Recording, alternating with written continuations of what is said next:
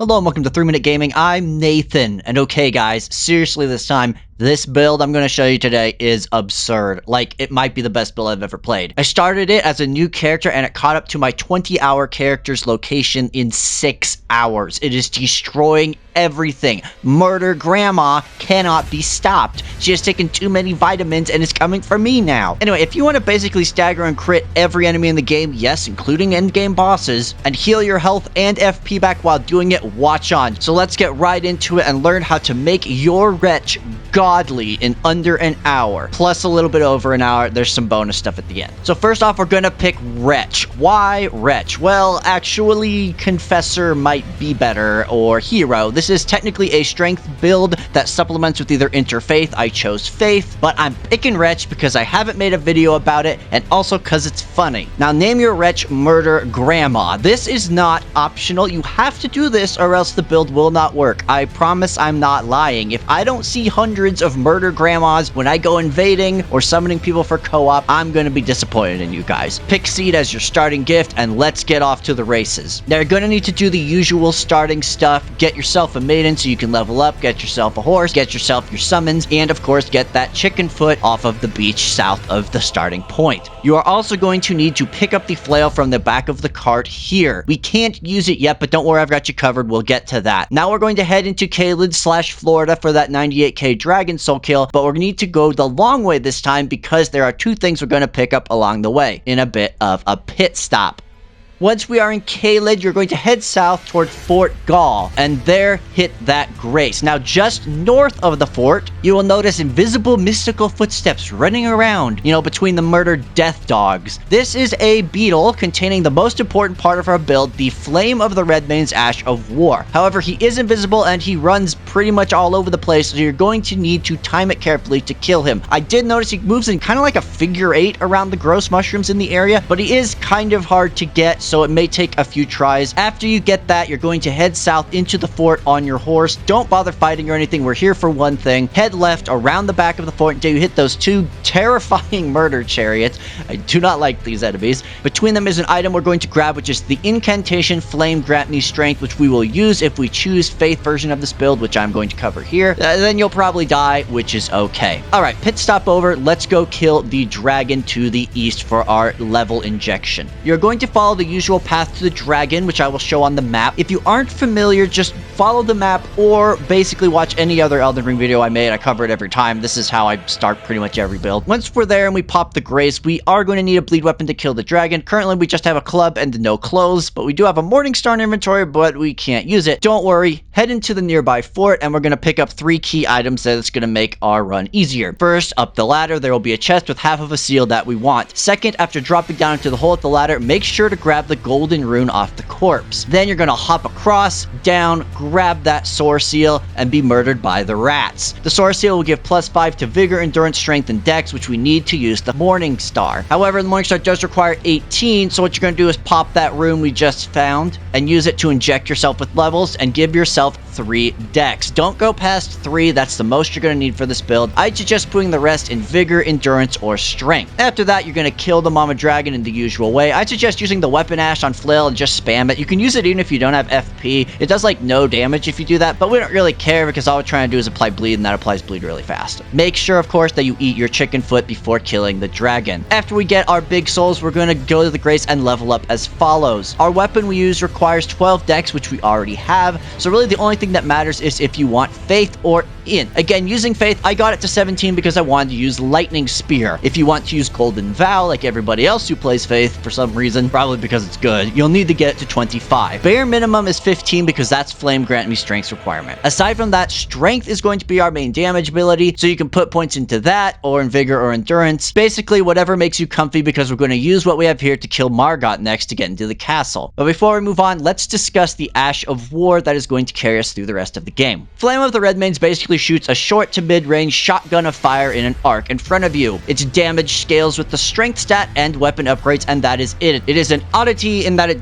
It's a fire move that doesn't scale with faith. It scales entirely with strength, which is really great for us. This means that all of our weapons are going to either have the heavy or fire augmentation because we are secretly an agile strength build. However, while the damage scales quite well, the secret to this ability is its absurd poise damage. Regardless of level, Flame of the Redmanes will always do 40 poise damage. That probably doesn't mean much to you because it's an arbitrary number that I just read off the wiki page. So here's what that actually means practically. This will stagger almost every common enemy with 1 to 2 casts, usually 1 if they are a normal humanoid. It will stagger most bosses in 2 to 4. Yes, including the final end bosses like Melina, which is absolutely and completely absurd. Basically, we're going to stagger the bajoinkas out of everything in this game, run in and crit it, and then run away and stagger it again. It's going to be awesome, and our grandma is going to murder. I'll go more into it later, but I would suggest popping over to the round table and putting it on our flail for the time being for the Margot fight. I use the fire augmentation because it scales really well with strength, and the additional damage type is very useful against enemies that resist traditional damage. Okay, now we gotta do the hard-ish part, kill Margot and get into the first castle. On our way to the first castle, make sure to pop by the ruined shack that has both a stone sword key as well as our Lord and Savior the Jellyfish summon from our spirit waifu, and then head up and fight Margot. With your newfound ability to stun him in 2 or 3 casts and then crit him in his big stupid face, I imagine you won't have too much trouble. You could also farm armor from the nearby guards if you're tired of looking at an old, aged, naked grandma. I was, but hey, if you're into it, no shame. Once inside, proceed through the castle as normal until you reach the first main grace in the tower. Then you're going to go on a little mini trek all the way through the area across the ramparts until you finally reach a room with a big ugly blob thing, kind of the main hall. At this point, I used the elevator to unlock a shortcut just in case, and then I popped out and from there head to the left into the courtyard and use the stone sword key to open the door. You will kill the guys and then grab the knife, the Misericorde, which I probably just pronounced wrong and will pronounce wrong for the whole video if I try, so I'm just going to call it the crit knife. The reason why we use the crit knife is it has the highest critical percentage in the entire game, 140, which means when you hit an enemy with a crit move, this knife is going to blow them away. It upgrades with normal stones, which are a bit of a pain to find versus sombers, but there's lots around the world and I have faith in you. At this point, I'd suggest hopping out of the castle and putting Flame of the Redmanes on it and upgrading it should you have the resources. Okay, so this is our 1-2 uber crit combo, and it probably hasn't even been an hour. What else do we need? Well, there's 2 talismans that we can get right now that will complete the build, as well as the seal for our incantations, so let's do that. The 2 talismans we want are the Assassin's Cerulean Dagger and Assassin's Crimson Dagger, and the seal we want is called the Clawmark Seal. All of these are easily done by doing the first part of Dee's quest, so we'll follow that for this next bit. Head to the Death Touch Catacombs here on the map and complete it, killing the boss. This will give you the Crimson Dagger. How this talisman works is whenever you perform a crit, be it a stagger crit, backstab, etc., it restores 10% of your max hit points plus a flat 85. Yes, this thing actually scales with your vigor, which is great and absurd. Hope you like never using flasks again. While you are here, be sure and get the death root from the chest in the back. We are going to use it. Now warp back to the round table and talk to Dee and show him the route. He will mark a point on your map that is a warp location that goes to both a great farming spot, but more importantly, the next step in our quest. Head to there, warp to the next area, and enter the castle to meet a big, ugly beast man who just loves them death roots. Feed him the one we got, and he will give us the Beast Claw Seal. The reason why we use this seal for our incantations is it scales extremely well with strength, which is what we are going to be pumping instead of faith, so it's a great combo. We will primarily use it for Flame Grant Me Strength, as that buff both physical and fire damage, both of which our weapons use, as well as our weapon Ash. Additionally, you should probably pick up Flame Cleanse Me because that spell is the greatest of all time. Anyway, now that we have our seal, go back and chat with Dee, and we're ready to go on a big journey. To get the Cerulean Dagger is a bit more work, as you're gonna have to head up to Lunaria of the Lakes and ride a long way until you reach the Black Life Catacombs up here. Once inside, you'll need to ride one of them falling blades up to the higher level, and then in the room with the 2 skeletons, head to the back and hit the invisible wall. On your right, Dee summon sign should be here if you've been following his quest so far, so he can help you, so summon him and fight the boss. After killing the boss, you get the Assassin's Cerulean Dagger, which is our second important piece of kit. This restores a flat 15 FP per critical, and since Flame of the Redmanes only costs 14, if you cast it once, stagger them, and crit, you are literally gaining 1 mana. Grandma has achieved infinite mana abilities, and they say you can't make a perpetual energy machine. Ha! Okay, we're pretty beefy now, but there are other ways to crit that we should be taking advantage of in case the enemy is immune to fire or stagger or or whatever. Let's get a shield to parry with. So you can technically use any small or medium shield that you want, as we're going to be using the Ash Golden Parry because it is absurd. I personally use the Iron Round Shield because you can buy it from this guy on the beach early on, and out of all the small shields, it has the best physical block. However, you could also use the Blue Gold Kite Shield, which can be bought here, or farm our Lord and Savior Brass Shield, but keep in mind those are heavier. Once you have the shield you want, we're going to take a quick detour to Fort Hot and get the other half of the talisman on top of the tower. Once you have both, you're going to grab the Academy Key here in Lernia, use it to warp through the Academy twice until you end up at the northern part of Lernia, and then head north into the Atlas Plateau. We're then going to make a journey north and then take a hard right east into the capital, avoiding the Double Death Murder Knights and grabbing the map and Grace. There's also a lot of golden seeds around here too for you to pick up, which will be a nice boost. Head up the stairs and you'll see another elaborate gateway. That's where the Beetle is, the Golden Parry is, but I suggest heading a little further north and grabbing the Grace, as this may take a few tries. The Beetle here is hiding up on the ledge, and you technically could kill him with range, though you probably aren't strong enough yet. If you disturb him and don't kill him, he will disappear, requiring you to go Grace and come back. My suggestion is heading up the stairs and sneaking around, as stealth seems to work out great till you're close to him, then pop Flame of the Redmane and it kills him basically instantly. Golden Parry is an absurdly good Ash because it does two key things. First, it increases the parry window significantly, matching Buckler Parry, which makes parrying much easier. And second, it extends the range of the parry so you can parry from a safer distance. Now, I'm gonna be honest, I actually kind of really suck at parrying in this game. I'm good at it in Dark Souls 1, not so much this one. So all the footage will probably be me floundering badly, but I promise I did get better after recording it, and you will too. Parrying opens enemies up for crits, which is a perfect synergy for this build. It also works great against NPC invaders. Okay, so we have all of our base kit. What do we do now for stats? Well, I personally prioritize Vigor to 20 and Endurance to around 20 as well, and 15 Mind. Then I just dumped points into Strength as it buffs everything. This is an easy build to level actually, because it's basically just a straight Strength build, so you aim for the soft cap of 80. For armor, I found that the Scaled Knight set that you get from the Volcano Manor quest is the perfect weight for my dual daggers, we'll get into that, my seal, and my small iron round shield if you have 25 endurance. It's like, it lines up like perfectly. So I used that with 40 vigor. After that, I just pumped strength until it got to 80. So how do you become a true murder grandma and play this build? Well, it's surprisingly simple. You've probably figured it out already. Spam Redflame on everything, then run in and crit. If they have a shield up, be aware they'll ignore most of the poise damage, so you'll need to time it appropriately. I also found that manually aiming it, rather than using the targeting system, works way better against clusters of enemies. My guy had a tendency to throw it into the ground for some reason, and you can hit large groups with this because it's such a wide arc. Just note that the Ash's range isn't as far as you'd think most of the time, that you do have to be a bit close. Additionally, you're going to want to get as many backstabs as humanly possible. Stealth backstabs are basically free health and FP, and even later, many enemies like the snakes in Volcano Manor can be backstabbed mid-combat by just circling around them. Get used to trying spinning, because that's a good trick to get around your enemies and land an easy crit. Lastly, for PvP or NPC invaders, Redmane won't stagger, but it will still do pretty good damage. But even better, your parry will work wonders, so just use that and punish them for daring invade your world. And that's basically it. For PvE, this build is devastating. It knocks even huge bosses over in usually 2 to 4 casts of the Redmane spell, and then you do a massive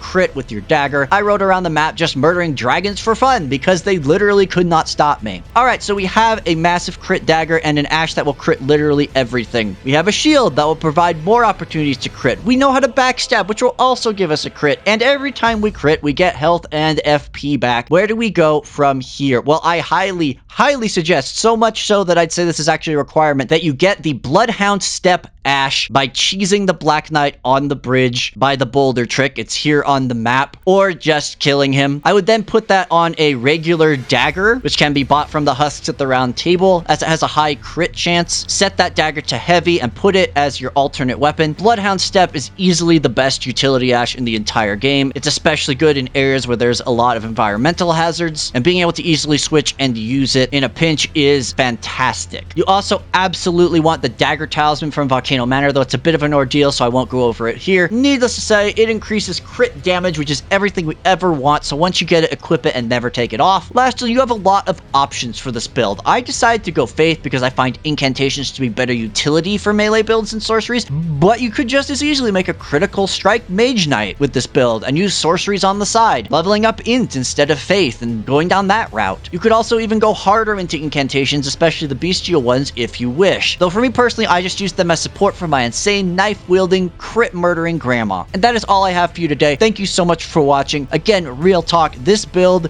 is so absurd in PvE. I really hope they don't nerf Flame of the Redmane, but regardless, I hope you enjoy making a murder grandma and going on and critting every single thing in the game. Just avoid bingo halls as they may distract your grandma from her murder spree. And with that, thank you so much for watching. Have a great day and enjoy yourself some Elden Ring.